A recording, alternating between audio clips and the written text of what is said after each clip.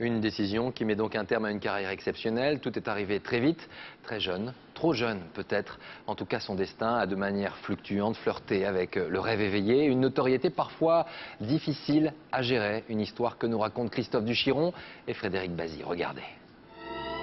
Un jour viendra où à la maison de retraite des athlètes, Laure Manodou racontera ses souvenirs autour d'un bol de tisane.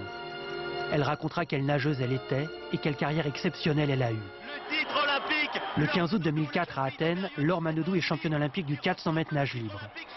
Elle n'a pas encore 18 ans, elle n'a pas idée de la vie qui l'attend. Exceptionnel. Laure Manodou, championne olympique. Je remercie quand même mon entraîneur parce que ça fait 3 ans qu'il m'entraîne pour ça. C'est une fille qui a un mental extraordinaire, qui s'entraîne très dur, aussi dur que les Américaines, voire plus dur. Et puis voilà, et puis elle a la tronche, quoi. T'as pas envie de nager cette année. Dès leur début, Manodou et Lucas ont formé un duo de caractère. Moins fort que l'année dernière. Tu le sais ça? De temps en temps tu fais un truc bien comme hier, mais hier c'est le titre, c'est du petit bas. Là t'es pas capable d'envoyer. Alors quand tu prends tes affaires, tu rentres chez toi. Elle nageait comme une forcenée depuis l'âge de 13 ans, depuis le moment où elle fit équipe à Melun avec Philippe Lucas, entraîneur au biscotto de concours et parfois au discours musclé.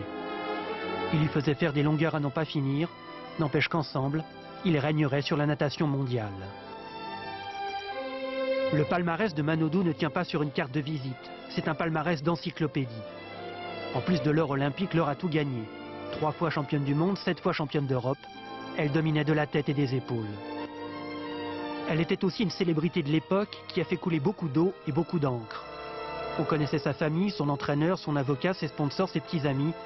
À son corps défendant, on connaîtra Manodou nu sur Internet. En mai 2007, c'est la rupture. Elle quitte son entraîneur Philippe Lucas, officiellement pour suivre en Italie son fiancé italien. Sauf que le mal est ailleurs.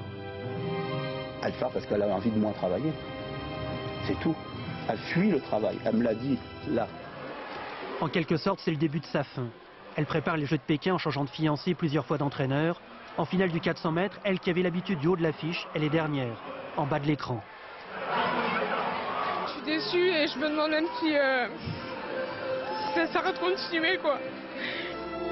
Laure Manodou n'avait plus la tête à la compétition et jamais plus elle ne l'aura. À presque 23 ans, elle prend une retraite sportive anticipée. Une autre vie va commencer.